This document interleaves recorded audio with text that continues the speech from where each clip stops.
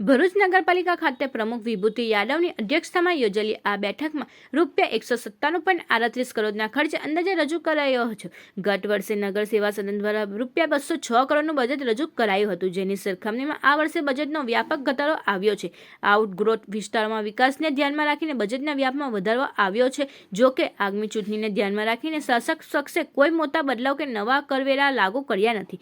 બજેટમાં શહેર વિવિધ વિકાસ કાર્ય હાથ ધરવાની યોજના રજૂ કરવામાં આવી છે, જેમાં સ્પોર્ટ્સ કોમ્પ્લેક્સ, મોડેલ શાળાઓ, આઇકોનિક રોડ, ટાઉન હોલનું નિર્માણ, શહેરમાં સંકુલોનું નવીનીકરણ તેમજ રતન તળાવના વિકાસ જેવા કામોને સમાવેશ થાય છે. આ તરફ વિપક્ષ ભારતીય રાષ્ટ્રીય કોંગ્રેસના પ્રમુખ શમસાદી અલી સૈયદ અને તેમના સભ્યોએ ભાજપના સત્તાધીશો પર પ્રહાર કર્યા હતા. કોંગ્રેસના સભ્યોએ જણાવ્યું હતું કે બજેટમાં 20 વર્ષ જૂના પ્રોજેક્ટો ફરી રજૂ કરવામાં આવ્યા છે. સાથે જ ડોર ટુ ડોર કચરા ઉઠાવવાની સેવામાં અનિયમિતતાના મુદ્દે પણ કોંગ્રેસ વિરોધ નોંધાવ્યો હતો. બેઠક દરમિયાન સત્તાપક્ષ અને વિપક્ષ વચ્ચે ચર્ચા અને ટીકા ટિપ્પણીઓ વચ્ચે અંતે બજેટને મંજૂરી આપવામાં આવી હતી.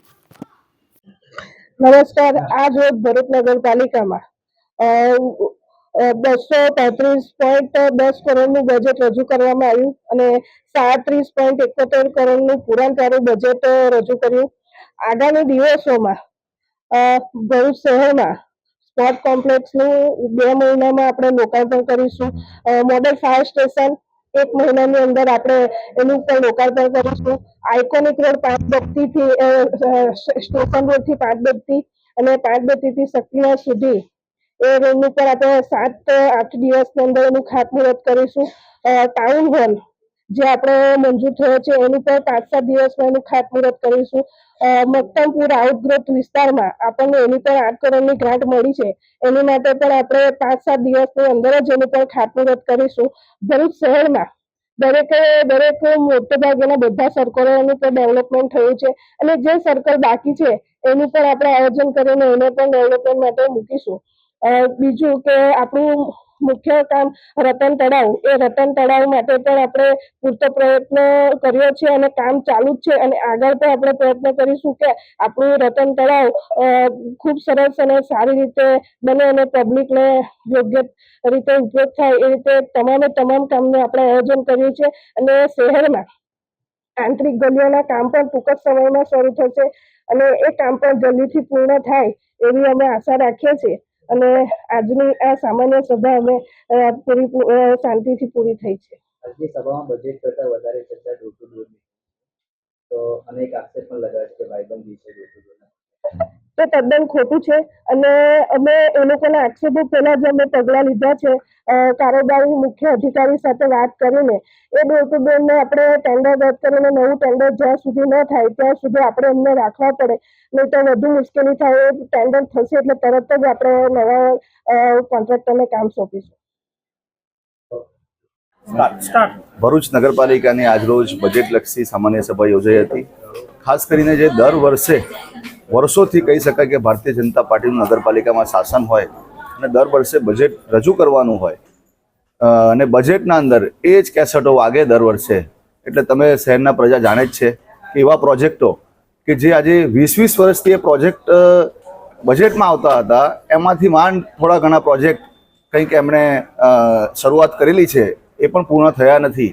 એની વાહવાહી લેવાના પ્રયાસો એમણે કરેલા છે, પણ નગરની જનતાને અમે કહેવા માંગીએ છીએ કે આજે પણ ભરૂચનું રંગોત્પન્નની વાત હોય કે જે 15 વર્ષથી બજેટ બુકમાં આવે છે, 20 વર્ષથી, એ પણ હજુ પૂરું થયું નથી. ભરૂચના અંદર સૌથી મોટી સમસ્યા છે ટ્રાફિકની. એની સાથે સાથે લારી ગલ્લાવાળા જે રોડના ઉપર જે પોતાની રોજીરોટી માટે ધંધો કરી રહ્યા છે, ત્યારે એવા નાના વર્ગના લોકોને શહેરમાંથી ખસેડવામાં આવે છે. પરંતુ જે કેન્દ્ર અને કોંગ્રેસ સરકારે જે તે સમયે કાયદો લાવેલા હતા, એ કાયદાના આધારે જે ગરીબ લારી ગલ્લાવાળા છે, પથાણાવાળા છે, એમની માટે જે જગ્યાની ફાળવણી કરવાના કાયદો હતો, એ કાયદાનું ભરૂચ નગરપાલિકાએ હમણાં સુધી અમલ કર્યું નથી. અને ખૂબ જ દુઃખી વાત છે કે આજે પણ હોકર ઝોન ભરૂચના અંદર નથી. એ જ ભરૂચ જે 25 વર્ષ પહેલાં હતું, એ જ સાંકડા રસ્તાઓ આજે પણ છે. લારી ગલ્લાવાળાની રોડ પર જ ધંધો કરવો પડે છે, એમની માટે કોઈ વ્યવસ્થા આ સરકારે કરી નથી. ફાટા તળાવની જે નગરપાલિકાની જગ્યાની વાત હોય, ત્યાં અદ્યતન શોપિંગ બનાવવાની વાત હતી, એ શોપિંગ પણ કોઈ ચર્ચા આજે પણ કરવામાં આવતી નથી. ત્યાં અમે પાર્કિંગની વાત કરી હતી, એ પાર્કિંગની પણ હજુ શરૂઆત એમને કરી નથી. એટલે ઘણા બધા પ્રોજેક્ટો છે. તમે જોવો છો કે રાજીવ આવાસ યોજના, જેને નામ બદલીને પ્રધાનમંત્રી આવાસ યોજના કરવામાં આવેલું છે. તમે બધા જ જાણો છો કે આવાસ યોજનાની શું હાલત છે. કોન્ટ્રાક્ટર દ્વારા કેટલો મોટો ભ્રષ્ટાચાર ત્યાં કરવામાં આવેલો છે, પણ એની ચર્ચા કરતા નથી. એટલે આજે પણ ત્યાં રાજીવ આવાસ યોજનાના અંદર, પ્રધાનમંત્રી આવાસ યોજના અંદર જ્યાં રહે છે લોકો, એ રહેનાર લોકોની વ્યથા સાંભળે છે મીડિયાના મિત્રોના સમાચાર ન્યૂઝથી, તો પણ એમનું પેટનું પાણી હલતું નથી. આ જાડી ચામડીના શાસકોને, ભરૂચની શહેરની પ્રજાને વિનંતી કરીએ છીએ કે આટલું લાંબુ શાસન તમે એમને આપેલું છે અને ભ્રષ્ટાચારથી લઈને ખત બદલી આ નગરપાલિકાને હવે ખસેડવાનો સમય છે. હવે આવનારી સમયની ચૂંટણી છે. આવનારા દિવસોના અંદર ભરૂચ નગરની જનતા પોતે એમના કામની માપદંડથી એમનું કામ તમે માપો કે કેટલું કામ કરેલું છે.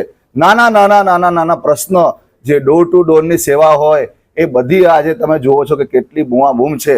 તળાવો, જે ઐતિહાસિક તળાવો છે, એ તળાવોની હાલત ભરૂચના અંદર જુઓ કે કેટલી આજે બદતર થઈ ગઈ છે. એ તળાવો તમે જુઓ, ઐતિહાસિક તળાવો હતા એક સમયના અંદર, એ તળાવો આજે ખાળકુવા સમાન બની ગયા છે, એવી હાલત છે. એટલે ઘણા બધા પ્રશ્ન છે. પ્રશ્નને લઈને આવનારા દિવસોના અંદર પ્રજાની વચ્ચે પણ જઈશું. પ્રજાને એમાં પણ વિનંતી છે કે આ ભ્રષ્ટાચારી શાસનને હવે ખસેડવાનો સમય આવી ગયો છે. નગરપાલિકાના હોલમાં સામાન્ય સભા યોજાઈ હતી. તેમાં મેં પહેલો જ પ્રશ્ન કરેલો ડોર ટુ ડોર વિશે. ડોર ટુ ડોરની પરિસ્થિતિ એક મહિનાથી એટલી ખરાબ છે કે લોકો એવી ફરિયાદ કરે છે કે 5 દિવસથી નથી આવ્યું, કોઈ ફરિયાદ કરે છે 8 દિવસથી નથી આવતું. એના માટે અમે એમના જે સુપરવાઇઝરો છે એમને આજીજી કરીને બોલાવીએ. ત્યારે ગાડી આવે તો ગાડીમાં બેટરી નથી હોતી, તો ગાડીને બંધ થઈ જાય તો ધક્કા મારીને હટાવવી પડે. ડ્રાઈવર પાસે મોબાઈલ નથી. નવા ડ્રાઈવરો મૂકેલા છે તો એમને સોસાયટીઓ ક્યાં આવેલી છે, સોસાયટીઓમાં કેટલી ગલીઓ છે તે પૂરી માહિતી નથી.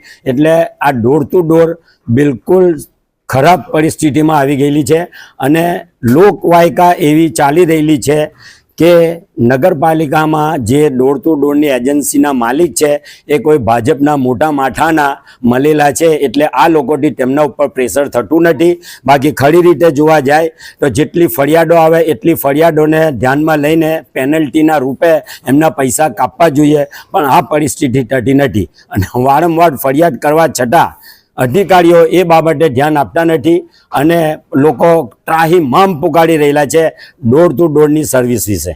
વારંવાર ફરિયાદ છતાં વિપક્ષની વાત ધ્યાને નથી આવતી. હા, એ પણ બરાબર છે. ના, નિષ્ફળ નથી નિવાર્યું અને નિષ્ફળ નિવારવાના નથી. અમે એમને પૂરા સુધી ફાઇટ આપીશું અને અમારા પ્રશ્નો જે હશે લોકોના એ પ્રશ્નો નગરપાલિકા સુધી લાવીશું. એમાં કોઈ પણ બાંધછોડ કરીએ નહીં. ચાહે ગમે તેવી પરિસ્થિતિ આવશે પણ અમે એ પરિસ્થિતિને સામનો કરીને લોકોની સમસ્યાઓની કેવી રીતના સમસ્યા દૂર થાય છે તે રસ્તા કાઢીશું. આ બાબતે